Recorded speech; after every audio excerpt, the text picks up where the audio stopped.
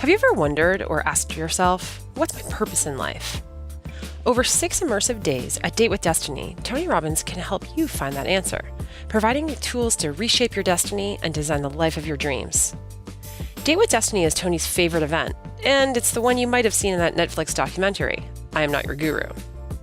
Here's what happens, though, over those 6 days. You start out by gaining a deep understanding of what truly motivates you. Then you identify the triggers that create pain and pleasure in your life, and learn the strategies to eliminate pain for good. Finally, you'll learn how to ignite or reignite your passion to achieve your ultimate vision of your life, career, finances, health, and relationships. As Tony says, it is in your moments of decision that your destiny is shaped. This is your chance to make the ultimate breakthrough and to start living the life you desire and deserve. To learn more about Date with Destiny, visit www.tonyrobbins.com/destiny.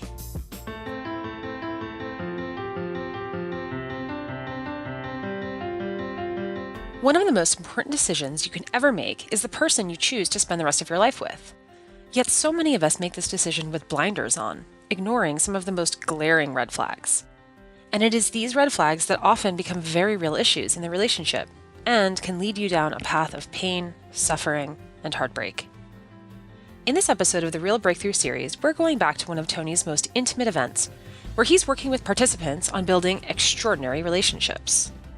While it may not sound particularly romantic, Tony shows us why love and passion are not the only things that matter when choosing your partner. In fact, he explains just why we must make a concerted effort to choose our partners consciously. And he even offers up the 3 most critical questions we must all ask ourselves when we're considering this important decision. Love is just not enough. It's vital, sure, and it's what life partnerships are built upon, but in the end, it's not enough. Because opposites may attract, but it's those with similarities that bond. And if you're looking to build a lifetime partnership, you must remember that the right person and the right connection are everything. Okay, so this one is not resolved. So my husband isn't here. He's deployed. He's in the Navy. And so our biggest disconnect, our marriage is in the death stage. He wants to separate and get divorced. A little emotional, so bear with me. So he doesn't want to have kids, and I do. It took him 9 years to tell me. And so I'm really struggling with the fact that I still really love him, and there's a lot of polarization. Traction is strong. There's obviously... On both sides? Yeah, both sides. So really struggling with the fact I know he loves me unconditionally, and he wants to let me go so I can have my desire. So really having a hard time with it. I understand. And what's your question? My question is, how do I... So I know I take myself with me wherever I go, and so I certainly don't want to... I don't resent him. I certainly want him to have his desire, but I guess I'm feeling like a failure. Okay. So I want you to hear where the challenge is here. She loves him, but the real issue is failure. Raise your hand if you hear this, right? So if you love somebody, what do you want for them? What do you want for them? Whatever they really want. Is it true? So what to do here is obvious. You know, I talk about this when I say, there's 3, if you're trying to figure out whether or not the person's right for you, people that are in that stage or reevaluating, you've been together forever, I always tell people to compare it, use the same examples if you were hiring somebody. I say there's 3 questions you got to answer. Question number 1 is, can they do the job? Let's pretend it's somebody you're hiring. Because by the way, in your business, it's not the person you hire, it's the person you failed to your business, true? And when it comes to intimate relationship, it's equally important. The right person and the right connection is everything. So you guys have a great love and a great, sounds like polarity from the perspective of what you're saying, but you have different goals. So here's how that looks. Question 1, can they do the job? If you're interviewing someone for the 3rd time, in my business, if I'm interviewing somebody, they've already been screened by multiple people, they can do the job. If you're dating someone, you're 6 months into dating, 9 months, 12 months into dating, can they be the person? They can't. Second question is more important. Will they do the job well long-term? In business, it's easy to look at. It takes the charge off it, right? How do I know if they will do the job long-term? Because in the beginning, does everybody do a good job? Most people, yes or no? And when they're selling you in the interview process, they're definitely going to sell you on it. But whether they're going to do a good job long term is based on two things to remind you. One, are their goals aligned with the job? Right? So let's use job because it's less charged, right? So the example that I'll often share at Date with Destiny, because it's just so vivid for me, is that Bonnie Pearl and I had a personal assistant. You can imagine if you're an assistant with us, we're 24/7 people. We're on every different time zone. We live in, multiple countries. And so for a person of that nature to become part of our family, we had a woman named Lizzie who's still super close to us. She's extended family for us, but she was our assistant for almost 6 years, 5.5 years. And then she fell in love and she ended up getting married and having kids, and so she couldn't be our assistant. So we looked for somebody new. And where we looked at the LA Personal Assistants Association, which sounds like a natural place because we have all these celebrity clientele. Certainly somebody who's worked in that environment knows how to deal with them at the level of quality we would expect. But then we went through, I think, 5 or 6 people in almost 2 years, and we'd never done that before. And then I woke up and realized what it was. A person who goes to Hollywood to become a personal assistant is not usually going because their life dream is to support a family and make a difference. What's their life dream? They want to be an actress or an actor or whatever it is. And who do they want to talk to? My clientele. They want to pick up the phone and they want to talk to Oprah, right? They want somebody who can make it. Anthony Hopkins, most of you know him as, right? Quincy Jones, whoever it is, Pitbull. Those are all my friends and clientele. Hugh Jackman. These are all people that they take unbelievable care of and treat everybody else like shit, right? So it's very obvious that it was my fault. I picked somebody, nothing wrong with these people, they just have different goals. The goals will not be fulfilled by the job. Make sense? And so I can remember going to Fiji and we're in line and she and I are playing and we're arguing over which line's going faster. So we pick separate lines, we play fight, be competitive, be funny. And I hear this voice behind me, Tony, and I turn around and this guy I'd known for years, very wealthy man, very successful man. Hadn't seen him in probably 10 years, 8 years, 9 years, whatever it's been. And I said, what are you doing here? And he said, what are you doing here? I said, well, I have a resort and I have a home here. He goes, I didn't realize that. I said, yeah. I said, what are you doing here? He goes, I'm on my honeymoon. I said, well, where's your spouse? Where's your bride? He goes, over there. And she's standing in the same line as she is, right? And so they're doing the same thing we're doing. Long story short, we're talking. I ask him how I met her. She's obviously a lot younger than he is. He's in his early 50s. She's maybe just about to turn 30, 29 years old. And I just said, well, how long you guys been together? And he said, 8 years. I said, wow, 8 years. I said, you're just now getting married. How come? He goes, she wore me down. Now, the minute he says that, my gut's like, oh my God, right? This is a disaster waiting to happen. So I'm trying to find something positive. So I go, what do you usually do? When someone says they get married, one of the natural questions is, are you going to have kids? And what does he say? He says, absolutely not, no possibility. And I said, well, I looked at her, she's 29 years old. And I said, well, have you had this discussion with her? He goes, oh yeah. I told her, if we get married, the deal is no kids. And she agreed to the deal. This is how guys think. He actually thinks that deal is going to hold out. Right?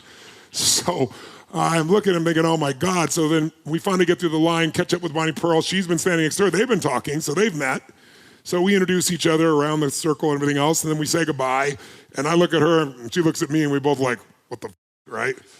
I said, what'd you learn? She goes, what'd you learn? She says, well, she told me she was standing in line, and I said, got married, how they met, all that stuff. I said, you're going to have kids? She said, he says no, but we'll have them within 2 years. And it's like, you can figure out where this went. The guy's been married twice before, divorced, lost half his both times, been totally miserable. Now he's a broken man. It happened 3 years later. So you have to be aligned on goals, whether you like it or not. If you're not aligned on the more important, you don't have to be aligned on everything.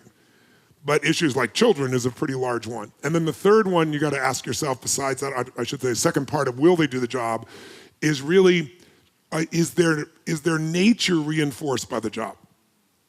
What I mean by that is, could a person who's very introverted do a good job as a salesperson? Could they? Yes, they could. Will they long term? No, they might do a good job in the beginning by putting all their focus into it, but their nature doesn't get reinforced. Could you have somebody who's extremely sociable be your CPA? They could. Will they do a good job long term? No, they're going to be talking to everybody instead of crunching the numbers, right? So you have to understand that. And then the third one is team fit. And that's really important. Is that the right team fit? And that, God, I wish I would have known this 30 years ago, but I figured it out the hard way, so I can save all of you enormous amount of pain and money, because figuring this one out only cost me $42 million, right? Called a divorce, right? I met this woman when she was broke and living without her children in hotels. Her kids were with 2 different husbands, and then I married her and adopted all her kids and brought them together, but I didn't understand team fit. And here's what team fit is: 6 needs. Your top 2 needs are what drive you, right? The top 2 needs are what drive your partner. If your top 2 needs are their bottom 2 needs, this is not sustainable. It's sustainable, you can stay in any relationship, but it's not gonna be sustained. It's gonna take unbelievable work and you're not gonna remain happy. So for example, what would you guess would be my top need structure? What would you guess? Love, there's no question, love and contribution. Used to be contribution first, then love, because contributing was my safe way of being loved. I'm not asking for it. And if I give, then if you don't love me, you're fault. You know, it's easy in your head. But eventually I grew, and so I'm not contributing now to get love. I love contributing. So I just love, and I contribute as well, and I enjoy it, I certainly enjoy all the love that comes back to me, but love is number 1 for me. Contribution number 2, my former spouse's number 1 was significance, and number 2 was certainty. And significance, certainty on the bottom of my list. Now, easy for me, I get so much significance because for 40 years, I've loved on people, and so I have so much significance without having to work at it at this point. So easy for me, I'm not making any judgment, but certainty is like the bottom of my list, right? And top of her list. So it didn't matter what we did, we're both good people. We're not gonna be alignment at the most fundamental level. How many follow this? And in business, if you have like somebody who will do the job long term, but they're not the right team fit. They're smart, they're great, they're whatever they are, you don't wanna let them go, but they piss off everybody else on your team, your company's gonna be f***ed over by it.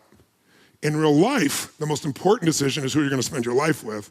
So you gotta be able to look at this. So love is not enough, I'm sorry, but it's not, right? Now, can people's goals, experiences change? Can they be negotiated? Can we find other ways around them? Potentially, yes. So I want you to know those are the criteria that can keep you from getting in this place. In your case, it took him 9 years to tell you. So I just want to ask you, 9 years, 7 years, 9 years? 9 years, 9 years.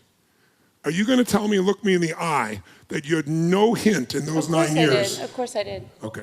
Yeah. So I just want you to notice, because without meaning to, you're still doing blame. Because you didn't tell me that. You try to make it sound like, and I'm not saying you're trying to do it in a bad way. I hope you know you can feel where I am with you, right? But we just got to call a spade, because if you don't catch this pattern, it's going to fuck up the next relationship. Great, I really appreciate it. So hear that, right? Hear that. And then remember, why did he not tell her for 9 years? No, you tell me. Why didn't he tell you for 9 years? Yeah, that's what, for me, I think that he has a fear of repeating a pattern. He was abandoned when he was 3 years old, so he's scared to be a dad. He's scared, for the responsibility. But when we first got married, he really wanted to have kids, and at first I didn't.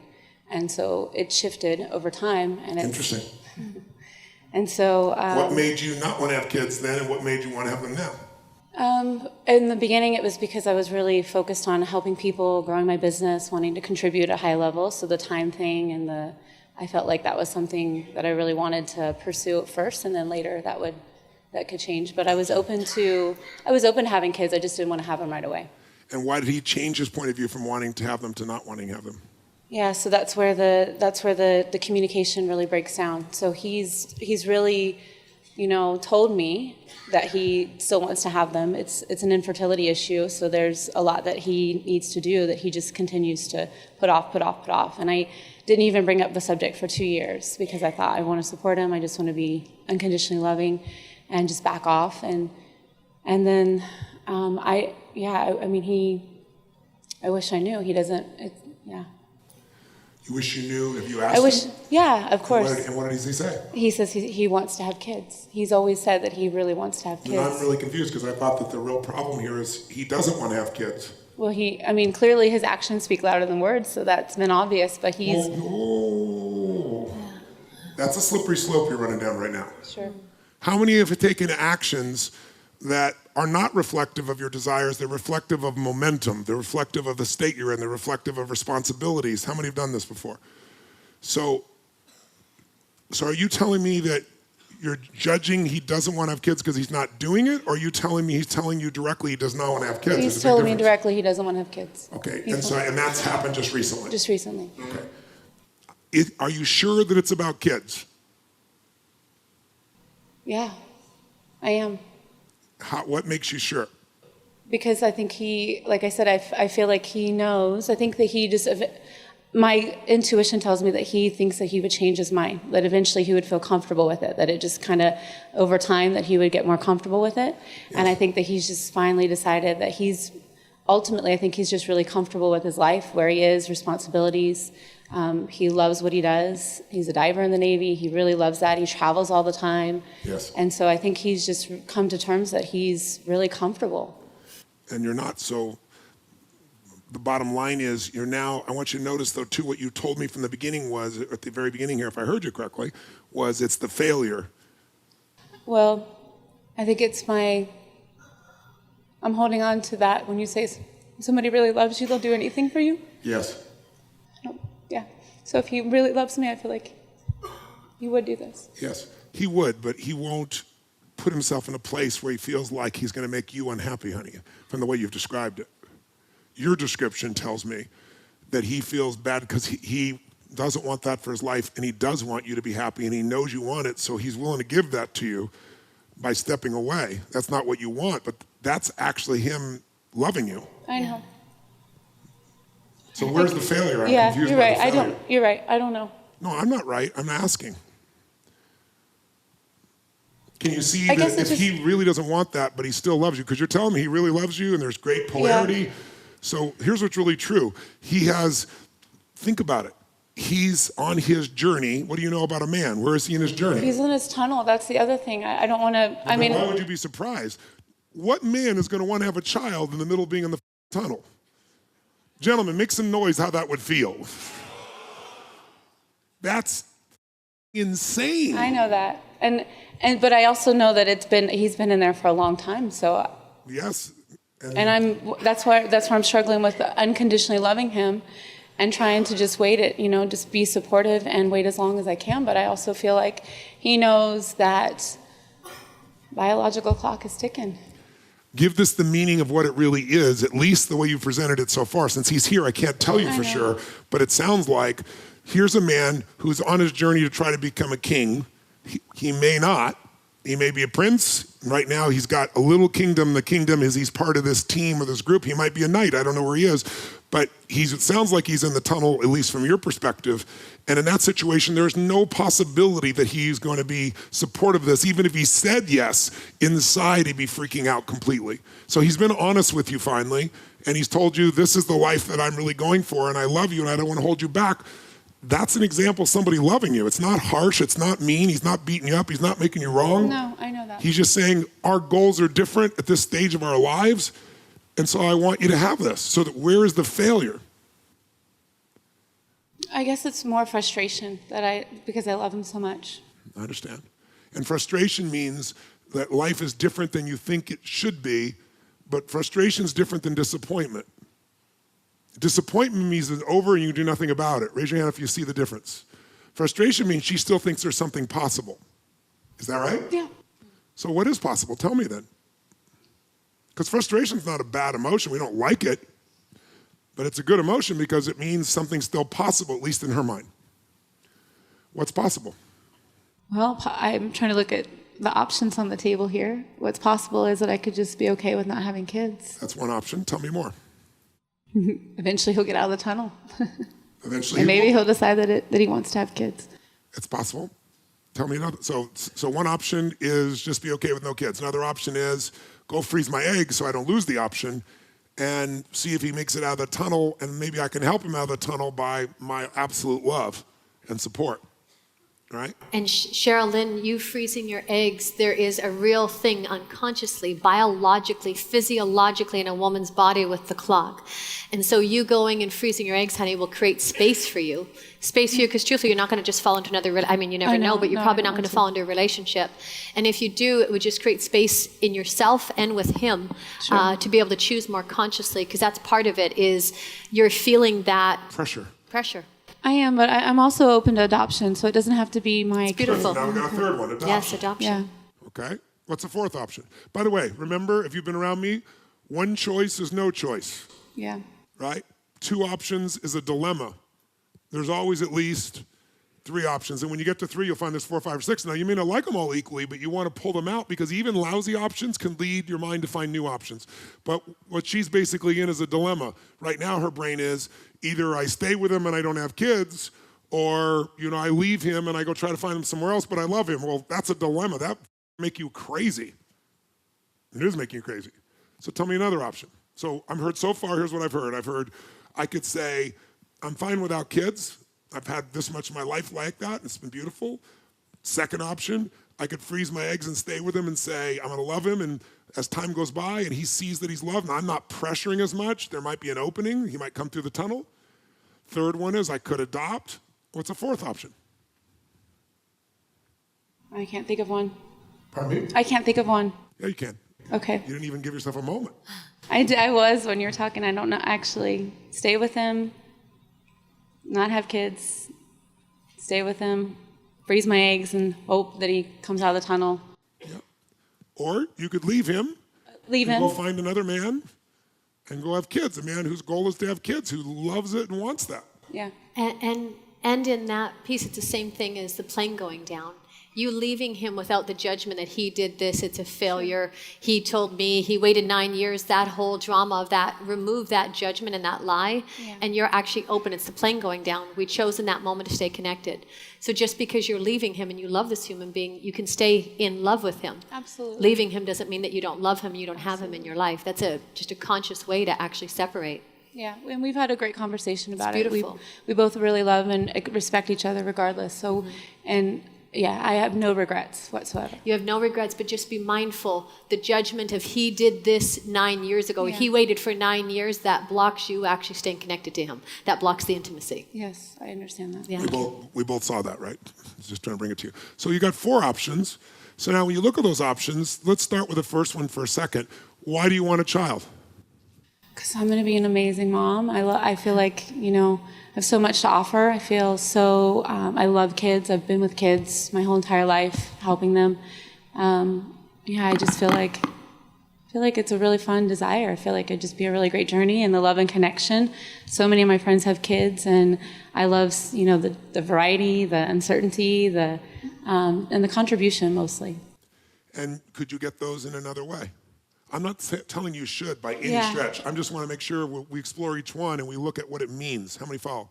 Right? I'm not leading you in any way. Sure, So I know that. I don't think I can, just because I already have so many. I feel like my work, my mission, how I volunteer, I feel like I already get so much of that. I'm filled up really well with so many other avenues of that. So that, I feel like that's still a strong desire. So I understand. I'd say no. And even if it wasn't, her body would be driving this desire completely at this stage, right? So out of those options, tell me what makes the most sense. What would appeal you to the most? What would fulfill you the most? Because they all have upsides and downsides, obviously.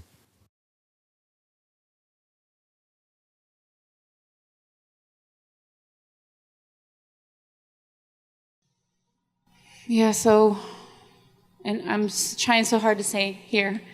1 minute I feel so good about, just staying and trusting, and then the next minute I feel like so good about leaving and trusting.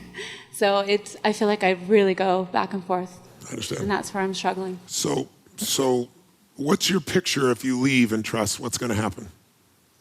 I'm curious. Yeah, I would be I'm very independent. I could do it on my own if that felt compelling to me. Mm-hmm. I'd be open to meeting somebody. Obviously, I have no interest in, having a baby with somebody anytime soon, but I feel like the next logical step will fill in as I just continue to just be happy, be in a beautiful state, make the most of life where it is, and that, you know, things will work out. Yeah. So let's just make sure that there's no loss and that everything's preserved. And then you need to have the conversations here because you have all the answers right here. You don't need them from me or anyone else, even from him. This is where the answers start. And the rest will unfold. The Tony Robbins podcast is directed and hosted by Tony Robbins. Anna York is our editorial director and occasional host. Our executive producer is Carrie Song. Jamie Carvajal and Adriel De La Torre are our digital editors. Special thanks to Mary Buckheit and Diane Adcock for their creative review.